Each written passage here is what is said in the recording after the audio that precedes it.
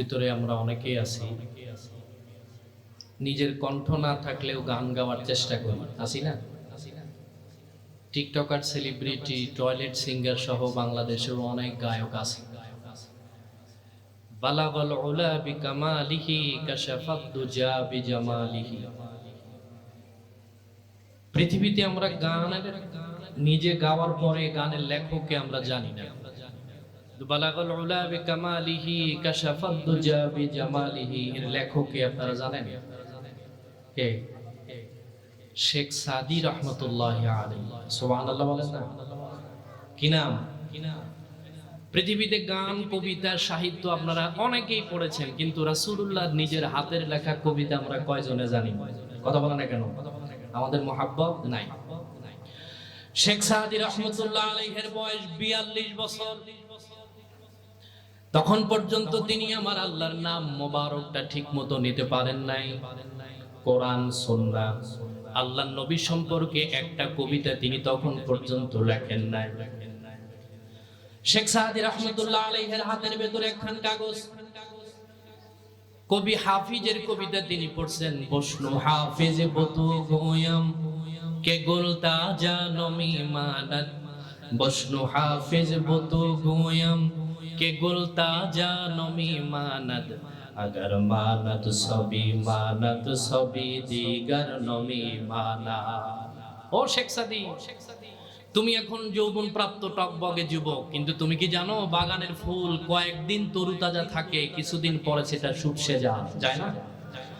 শেখ সাদী রহমতুল্লাহ আলাইহিকে ডাক দিয়া বলে, শেখ সাদী তুমি শোনো, নতুন মেহমান বাড়িতে যাওয়ার পরে প্রথম কয়েকদিন সুন্দর আপ্যায়নের ব্যবস্থা থাকে, কিন্তু দীর্ঘদিন যদি মেহমান একই বাড়ির ভিতরে থাকে, তার প্রথম দিনের মতো আদর আপ্যায়ন আর হয় না। হয় স্বামী স্ত্রীর লজ্জা শরম বাসর ঘর পর্যন্ত লিপিবদ্ধ থাকে। শেখ সাদী রহমতুল্লাহ আলাইহিকে ডাক দিয়া বলল, শেখ সাদী তুমি কবিতা লিখেছো, সাহিত্য লিখেছো, আবৃত্তিও করেছো, কিন্তু তোমার এই কবিতা, সাহিত্য, আবৃত্তি কঠিন মুসিবতের দিন আল্লাহর মিজানের পাল্লায় দিয়ে জান্নাতের কোনো আশা করা যায় না। সুবহানাল্লাহ বলেন না? তিনি বললেন যে তুমি এমন কিছু লেখো যার বিনিময়ে আমার আল্লাহ তোমারে জান্নাতের ব্যবস্থা করে দেয়। সুবহানাল্লাহ বলেন না? শেখ সাদী রহমতুল্লাহ আলাইহির মুখের ভিতরে দাড়ি নাই, ক্লিন শেভ করা মানুষ, মাথার ভিতরে টুপি, পাগড়ি, জুব্বা, হাতের ভিতরে তাসবিহ তখন পর্যন্ত ছিল না।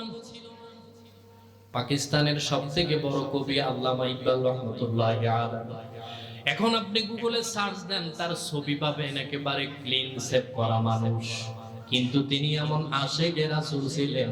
আমরা দাড়ি, জুব্বা, পাগড়িওয়ালা, টুপিওয়ালা মানুষ 100 জন একত্রিত করলেও শেখ সাদীর পায়ের ধুলার যোগ্যতার সমান হব না। ঠিক না? শেখ সাদী রহমতুল্লাহি আলাইহি রাতের বেলায় তিনি তাহাজ্জুদের নামাজ প্রথম আদায় করলেন। রাত গভীর হয়ে গেছে, তিনি লিখতে শুরু করে দিলেন। প্রথম কয়েকটা লাইন লিখলেন, বালাগাল উলা বিকামালিহি কাশাফাত দুজা বিজামালিহি হাসনাতু জামিউ খিসালিহি। 3 লাইন পাঙ্গুক্তি লেখার পরে তিনি আর তার কলমটা সামনের দিকে বাড়াতে পারেন না। শেখ সাদী রাহমাতুল্লাহ আলাইহি নিজেকে ডাক দিয়া বলে, রে শেখ সাদী, তুমি লিখতে বসলে ঘন্টার পর ঘন্টা চলে যেত, তোমার কলম থমকে যেত না। কি এমন হলো? এমন একজন মানুষের শানে তুমি লিখতে শুরু করে দিলে, আবার তোমার কলম কেন থমকে গেল? শেখ সাদী একবার কাটা দেয়, আবার লেখে, একবার কাটে আর একবার লেখে। তিনি একদিন 2 দিন করতে করতে তিনি কবিতার পিছনের লাইনটা আর তিনি মিলাতে পারেন না। শেখ সাদী রহমতুল্লাহ আলাইহির সমসাময়িক যত সাহিত্যিক কবি ছিল তাদের সহযোগিতা নিলেন, কিন্তু কেউ তার কবিতা মিলাই দিতে পারে না। শেখ সাদী রহমতুল্লাহি আলাইহি রমজানের 27তম রাতে তিনি তন্দ্রাচ্ছন্ন হলেন। রাতের বেলায় তিনি তাহাজ্জুদের নামাজ আদায় করার পরে তিনি আবার লিখতে শুরু করে দিলেন, মিলাতে পারলেন না। তিনি একটু তন্দ্রাচ্ছন্ন হয়ে যাওয়ার পরে ঘুমের ভিতরে তিনি দেখলেন পূর্ণিমার চাঁদের চেয়ে নিষ্কলঙ্ক একজন মানুষ শেখ সাদীর ঘরের ভিতরে ঢুকে গেছে। সুবহানাল্লাহ। শেখ সাদী রহমতুল্লাহ আলাইহিকে ডাক দিয়া বলে, কে রে শেখ সাদী, কি লিখতে শুরু করে দিলি, আবার কেন থমকে গেলি? শেখ সাদী রহমতুল্লাহি আলাইহি ডাক দিয়া বলে, কে আপনি, কোন জায়গা থেকে আসলেন? আমি তো আপনাকে চিনি না। আপনি আমার পাশের রুমের দিকে একটু তাকান, কবিতা লিখেছি কাটা দিয়েছি, লিখেছি কাটা দিয়েছি, কবিতার পিছনের লাইনটা মিলাতে পারি নাই। শেখ সাদী রহমাতুল্লাহ আলাইহি আগন্তুক ডাক দিয়ে কয়, তোমার কবিতার পিছনের লাইন যদি আমি মিলাই দিই তুমি কি নিবা নাকি? সুবহানাল্লাহ। শেখ সাদী রহমাতুল্লাহ আলাইহি ডাক দিয়ে বলে, তাইলে তো ভালোই হয়। শেখ সাদীর কবিতার পিছনের লাইন লিখে দিয়ে গেলেন, সাল্লু আলাইহি ওয়া আলিহি। আগন্তুক ঘরের ভেতর থেকে বের হয়ে যাবেন, শেখ সাদী ডাক দিয়ে কয়, কি আপনি কোন জায়গা থেকে আসছেন? আমার কবিতার লাইনটা মিলাই দিয়ে।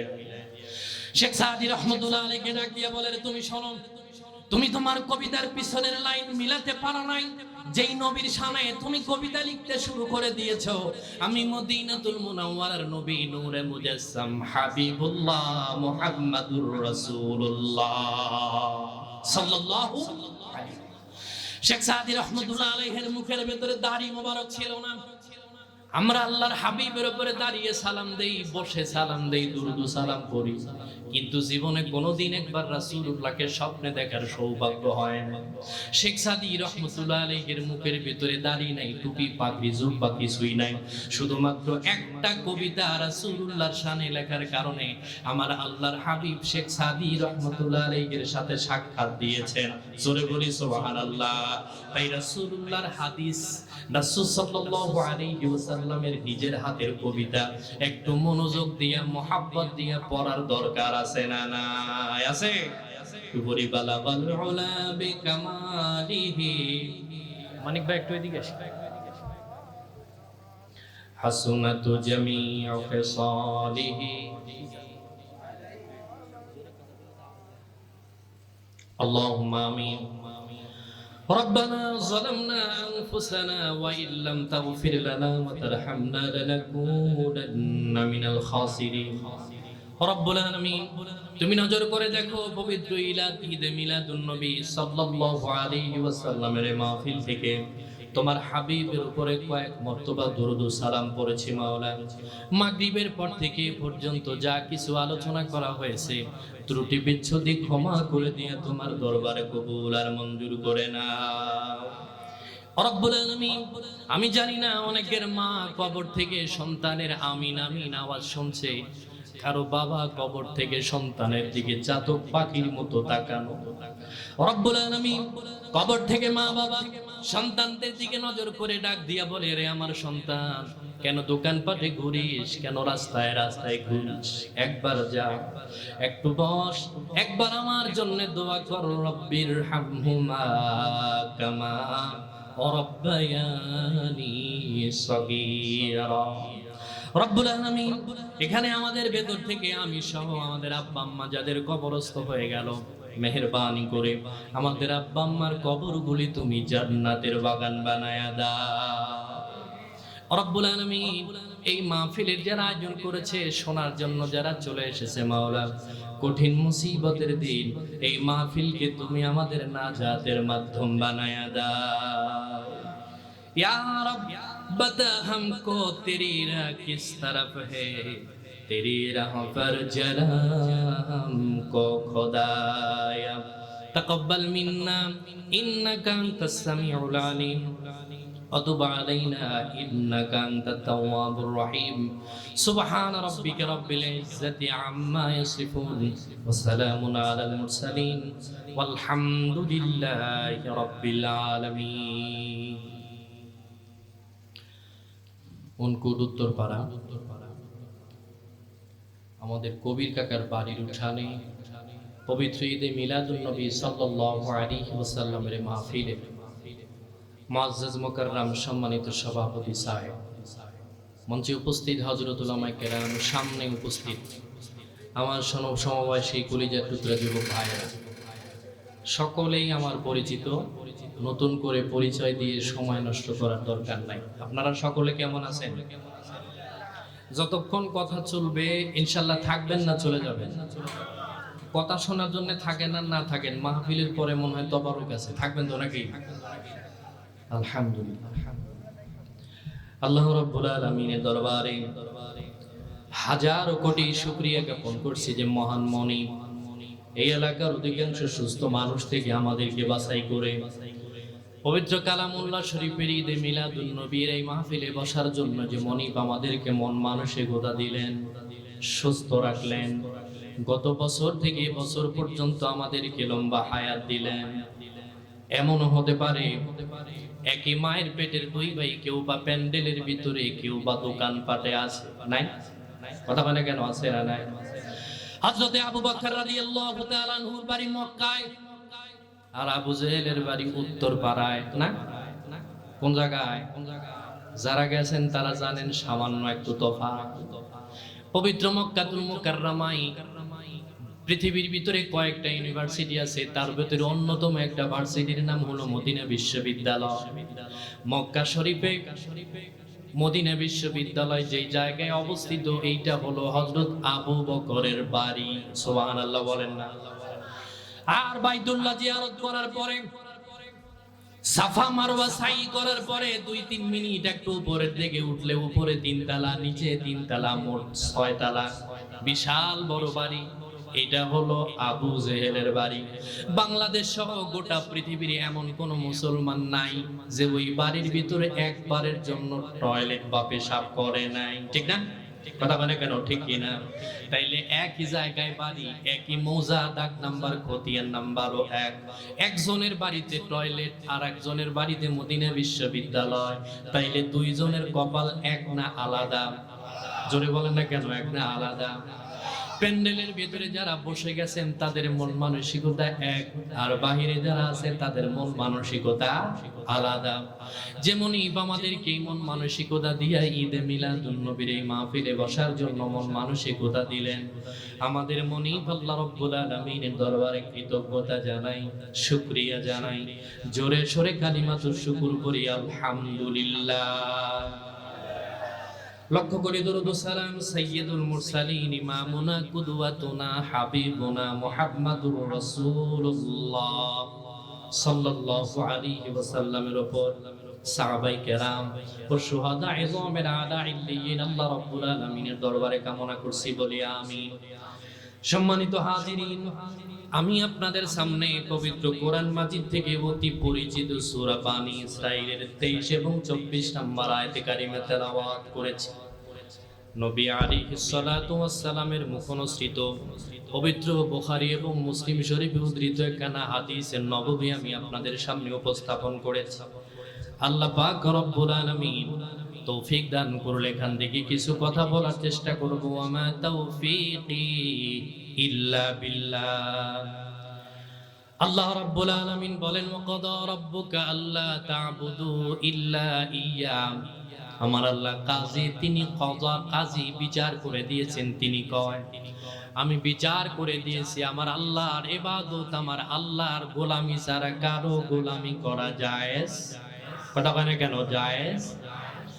আল্লাহ রাব্বুল আলামিন ডাক দিয়া বলে, বান্দারে আমি তোমার ব্যাপারে সিদ্ধান্ত দিয়ে দিলাম, ফয়সালা করে দিলাম, আমার ইবাদত, আমার গোলামি ছাড়া পৃথিবীর অন্য কোন মানুষের গোলামি দাসত্ব করা জায়েজ নাই। এই উনকুট গ্রামের কোন এক লোক যদি শয়তানি বদমাইশি যদি করে, যদি প্রেজিং করে, অন্যায় অবিচার করে, গ্রামের মাতবররা ধরে তার বিচার করে দেয়, ও বন্ধু, ওই বিচার যদি তার পছন্দ না হয়, সর্বোচ্চ তিনি বিচারকদের একটু গালাগাল করতে পারে, এতটুকু শেষ, ঠিক কিনা জোরে কও? বাংলাদেশের বৈধ নাগরিক হওয়ার পরে রাষ্ট্রদ্রোহী মামলা কোনো ব্যক্তির নামে যদি হয়, ওই ব্যক্তি যদি আল্লাহর কোনো আইন না মানে, বাংলাদেশের কোনো আইন যদি ওই ব্যক্তি না মানে, বাংলাদেশ প্রথম ম্যাজিস্ট্রেট কোর্ট তাকে আগে রায় দিয়ে দেয়। একটু জিকির করে নেই, লা ইলাহা। কাকা আমার দিকে দেওয়া লাগবে না, কলতা পাওয়ার সময় আমি ডিস্টার্ব করেন না, ওই দিকে দেন, মুসল্লি বেশি ওই দিকে দেন। মোহাব্বতে লা ইলাহা, মানিক ভাই, লা ইলাহা ইল্লাল্লাহ। সামান্য একটু তুলে জানারে, যেটা ঘুরতেছে, ওই যেটা আওয়াজ করতেছে ওটা বন্ধ করে দিয়ে এটা ভালোটা দেন। মোহাব্বতে লা ইলাহা ইল্লাল্লাহ। এই নাড়া, এই নাড়া, যাগই, হ্যাঁ কদ্দুর, ঠিক আছে। লা সিগারেট এখানে বসে খাইবেন, এটা বানবে না, তাড়াতাড়ি চলে যান। মোহাব্বতে লা ইলাহা, একটু মোহাব্বতে লা ইলাহা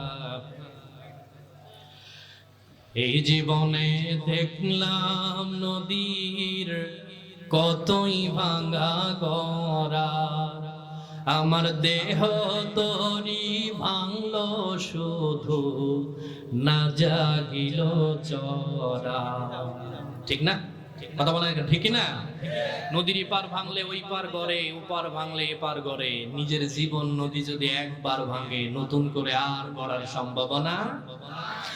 একদিন চুল পাকিবে, দন্ত পরিবে, এ জওয়ানে পড়ে যাবে ভাটি, ক্রমে ক্রমে খুলিয়া পড়িবে তোমার এ রঙ্গিলা দালানের মাটি রে বন্ধু, কারাশায় বানাইলা ঘর বাড়ি, কারাশায় বানাইলা ঘর বাড়ি রে বন্ধু, কারাশায় বানাইলা ঘর বাড়ি। পরের বোঝা বইয়া বইয়া এই নৌকার গোলই গেছে খইয়া রে। ঠিক না? মুরব্বী যারা আছেন জিজ্ঞেস করে দেখেন, নিজের পরিবার, নিজের সমাজ, নিজের সংসার, নিজের স্ত্রীর বোঝা বইতে বইতে কখন নিজের দাঁত পড়ে গেছে সামান্যটে আর উপায় নেই। ঠিক না? আমার নিজের বোঝা কে বহিবে রে, আমার নিজের বোঝা কে বহিবে, রাখবো কোথায় যাইয়া রে আমার ভাঙা তরি বাইয়া, আর কতকাল ভাসবো আমি দুঃখের তরি বাইয়া। জনম গেল ঘাটে মাঠে আমার, জনম গেল ঘাটে মাঠে, ভাঙা তরি বাইয়া রে আমার, ভাঙা তরি বাইয়া। লা ইলাহা ইল্লাল্লাহ। যায়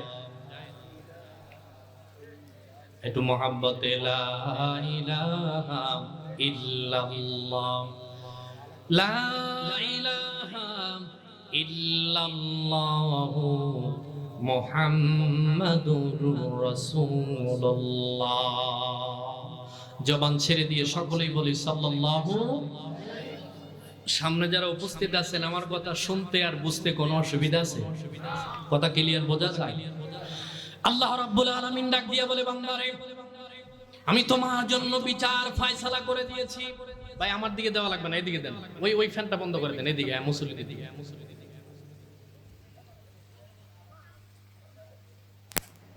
আপনাদের দৃষ্টি আকর্ষণ করছি একটু এদিকে। অনেক ভাই একটা নয় বন্ধ করে দেন।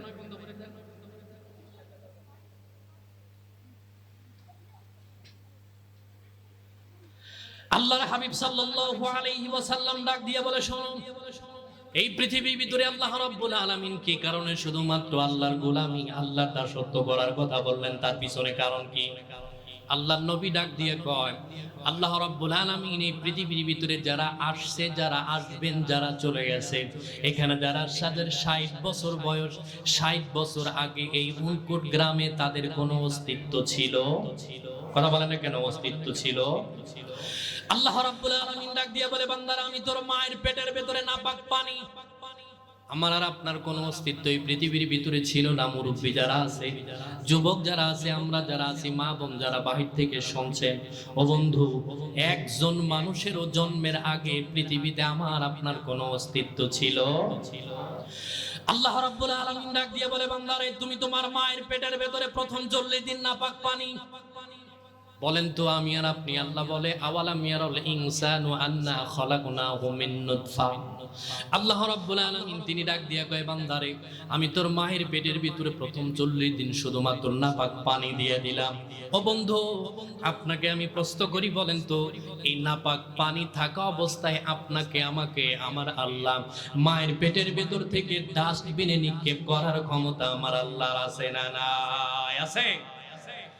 আল্লাহ রাব্বুল আলামিন ডাক দিয়া বলে, বান্দারে আমি তোকে কতটা মহব্বত করি, কতটা ভালোবাসি। তোর মায়ের পেটের ভিতরে নাপাক পানি শুধুমাত্র 40 দিন আমি তোর মায়ের পেটের ভিতরে নাপাক পানি রেখে দিলাম। তৃতীয় 40 দিন ওই নাপাক পানিটুকুন প্রসেসিং করার পরে আমি আল্লাহ রক্তপিণ্ড পরিণত করে দিলাম। আল্লাহ রাব্বুল আলামিন তিনি ডাক দিয়া বলে, তোমরা শোনো, এই পৃথিবীর জমিনে তুমি আমার নাফরমানি করো, আমার হুকুম থেকে তুমি গাফেল থাকো, আমি তোমাকে বলি শোনো, 240-80 দিন এই রক্তপিণ্ড থাকা অবস্থায় আমার আল্লাহ আমার মায়ের পেটের ভিতরে আমাকে নষ্ট করার ক্ষমতা আমার আল্লাহর আছে না নাই? কথা বলে না কেন আছে? দেখবেন অনেক গর্ভবতী মহিলার 40 দিন হয়ে গেছে, তার পেটের বাচ্চা নষ্ট হয়ে যায়, রক্তপিণ্ড হয়ে গেছে, তারপরে গর্ভ অবস্থায় নষ্ট হয়ে যায়। আল্লাহ রাব্বুল আলামিন ডাক দিয়ে বলে, বান্দারে কেন আমার ইবাদত করবি, আবার গোলামি আমার দাসত্ব কি কারণে করবি? আল্লাহর হাবিব সাল্লাল্লাহু আলাইহি ওয়াসাল্লাম তিনি ডাক দিয়ে বলে, 40 অতিক্রম হয়ে যাওয়ার পরে প্রথম 40 দিন নাপাক পানি, দ্বিতীয় 40 দিনে রক্তপিণ্ড, তৃতীয় 40 দিনে আমি আল্লাহ রাব্বুল আলামিন তোর মায়ের পেটের ভিতরে নাপাক পানি থেকে গোশতপিণ্ড পরিণত করে দেই। সুবহানাল্লাহ। এই ক্ষমতা কার? জোরে বলেন না কাকা। আমরা যারা আছি বলেন তো, এই নাপাক পানি থেকে গোশতপিণ্ড বানানোর পিছনে হাত একমাত্র কার? তাইলে গোলামি এবং দাসত্ব হবে কার? আল্লাহ রাব্বুল আলামিন। আল্লাহ রাব্বুল আলামিন এবার ডাক দিয়ে বলে, বান্দারে তুই তোর মায়ের পেটের ভেতরে শুধুমাত্র গোশতের টুকরা, ওই গোশতের টুকরার কোনো সিরাত নাই, চুল, নাক, কান, চোখ, হাত, মুখ কোনো কিছুই নাই। আল্লাহ রাব্বুল আলামিন ডাক দিয়ে কয়, ওই অবস্থায় আমি যদি তোর মায়ের পেটের ভেতর থেকে দুনিয়ার কোনো জায়গার ভিতরে নিক্ষেপ করে দিতাম, তোর কোনো দাম নাই। যেই নাপাক পানি তোর মায়ের পেটের ভিতরে ঢুকাই দিয়েছি, ওই পানির পৃথিবীর ভিতরে কোনো দাম নাই। গায়ের ভেতরে লাগার পরে গোসল ফরজ হয়ে যায়, বিছানায় লাগার পরে সেইটা ধোয়া ফরজ হয়ে যায়। তুই শুধুমাত্র নাপাক পানি, এরপরে থেকে আমি আল্লাহ তোর মায়ের পেটের ভেতরে একটা গোশতপিণ্ড পরিণত করে দিলাম। আমার বান্দা আমাকে ভুলে যাওয়ার কি কারণ হল, তুই আমাকে বল। আল্লাহ রাব্বুল আলামিন বলে দেয়, 40 অতিক্রম হয়ে যাওয়ার পরে ফাকাসাউনাল ইযামা লাহমা, ওই গোশতের টুকরার ভিতরে আমি আল্লাহ গোটা বডির একটা স্ট্রাকচার বানায়া তোর মায়ের ভিতরে আমি হাড্ডি জোড়া লাগায়া দেই। সুবহানাল্লাহ, সুবহানাল্লাহ বলেন না? কে লাগায় দেয়? আর একটু জোরে বলেন না কে? মায়ের পেটের গোশতের টুকরার ভিতরে হাড্ডি ঢুকায় দেয় কেবলমাত্র আমার আল্লাহ, ঠিক না? আল্লাহ রাব্বুল আলামিন এবারে ডাক দিয়ে বলে, বান্দারে তুই তোর মায়ের পেটের ভেতরে 40 হয়ে গেছে। মায়ের পেটের ভেতরে তুমি যখন যে অবস্থায় ছিলে, হাড্ডি থাকা অবস্থায় মরা, এখন পর্যন্ত তুমি মরা, পেটের ভিতরে তোমার কোনো রূহ নাই। আল্লাহ রাব্বুল আলামিন এবার ডাক দিয়া কয়, তুম্মা নুফিখা ফীর রূহ, অতঃপর আমি মায়ের পেটের ভিতরে রূহকে ফুঁকায় দিলাম। এখন মায়ের পেটের বাচ্চা নাড়াচাড়া করে, নিজের বিবির দিকে তাকান, নিজের মায়ের দিকে, নিজের বোনের দিকে তাকান, তাদের একটু মাথা ঘোরায়, একটু বমি বমি ভাব হয়, বসতে ঠিক মতো বসতে পারে না, দাঁড়ালেও ঠিক মতো দাঁড়াতে পারে না, ঠিক মতো শুইতে পারে না, বমির বমির ভাব হয়। আমার আল্লাহ ডাক দিয়ে কয়, বান্দারে তোর মায়ের পেটের ভেতরে আমি আল্লাহ রাব্বুল আলামিন যখন রূহটা ফুঁকায় দেই, তোর এবার খাবারের দরকার, তোর মায়ের হায়েজের রক্তটুকুন বন্ধ করে দিয়া, তোর নাভির সাথে তোর মায়ের নাভির সংযোগ করে দিয়া, ওই নাপাক রক্ত খাওয়ায় আমি তোরে মায়ের পেটের ভিতরে 10 মাস 10 দিন জীবন ধারণ করালাম। সুবহানাল্লাহ বলেন না? কে খাওয়ায়? কথা বলেন না কেন? কে খাওয়ায়? মায়ের পেটের ভিতরে বাচ্চা দেওয়ার পরে এবার নাড়াচাড়া করে। এবার আমি আপনাদেরকে প্রশ্ন করি, বলেন, যেই মনিব মায়ের পেটের ভিতরে নাপাক পানি থেকে পুরা বডি বানায় দিল, বের করার দায়িত্বটা কার? আর একটু জোরে বলেন না কাকা। এই কথা বলার পিছনে একটা মাত্র কারণ হলো, আমাদের বর্তমান সমাজের সিস্টেম হলো, বউয়ের পেটে বাচ্চা আসার পরে শ্বশুর বাড়ির লোকজনের না যতটা টেনশন হয়, তার চাইতে বেশি টেনশন হয় বাবার বাড়ির লোকজন, ঠিক না? এমন জামার সাথে বিয়ে দিলাম, একবারও ডাক্তারের কাছে নেয় না, চেক আপ করায় না। ও বন্ধু, আব্বারা যারা বসে আছে, এক একজনের 6-7 জন, আমার বাপের 14 জন পোলাপান, কোনদিন সিজার করার দরকার পড়ে নাই। কিন্তু বর্তমান উনকুট গ্রামে আপনি শতকরা 99 জন মহিলার সিজারে বাচ্চা হয়, ঠিক না? কথা বলে কেন? ঠিক কি না? আমি তো জানি না কি এলাকার খবর, কথা বলে না কেন? আছে না নাই? কিন্তু যেই মনি পেটের ভেতরে বাচ্চা দিল, বের করার দায়িত্বটা কার? আল্লাহর কিনা জোরে বলেন। কিন্তু আমাদের আব্বা আম্মা যারা ছিল তাদের ভরসা ছিল আগে আল্লাহর উপরে, পরে ডাক্তারের উপরে। আর এখনকার মহিলাদের ভরসা হলো আগে কুমিল্লা টাওয়ারে, এরপরে আল্লাহ। কথা বলেন না কেন? ঠিক কিনা জোরে কন। আল্লাহ রাব্বুল আলামিন ডাক দিয়ে বলে, বান্দারে তুমি তোমার মায়ের পেটের ভেতরে নাপাক পানি, এরপরে আমি আল্লাহ রাব্বুল আলামিন তোমাকে মানুষ হিসেবে বানালাম। তোমার মায়ের পেটের ভিতরে আমি আল্লাহ রাব্বুল আলামিন রূহ ফুকায় দিলাম, তোমারে মানুষ আকৃতি করে বানালাম। আল্লাহর নবী ডাক দিয়ে কয়, কোন গর্ভবতী মহিলা তার পেটের ভেতরে বাচ্চা নেওয়ার পরে যদি দুইটা আমল করে, আমার আল্লাহর হাবিব ডাক দিয়ে কয় ওই ব্যক্তির কোনোদিন সিজার করতে যাওয়ার দরকার পড়বে না। আল্লাহ কোরআনের ভাষায় ডাক দিয়ে কয়, সুম্মাস সাবিলা ইয়াসসারা, বাচ্চা হওয়ার রাস্তাটাকে আমার আল্লাহ প্রশস্ত করে দেয়। সুবহানাল্লাহ বলেন না? এই নাড়া যেটি আমি যেগুলো পড়াইছি এটি একটু টান দিয়ে হন, বিয়া যারা করস নাই নাড়া নেই, দুইটা আমল বিবিরে করতে বলবি। কারণ বাচ্চা পেটে নেওয়ার পরে যেই মহিলা যেই কাজ করবে পেটের বাচ্চাও তাই করে, ঠিক না?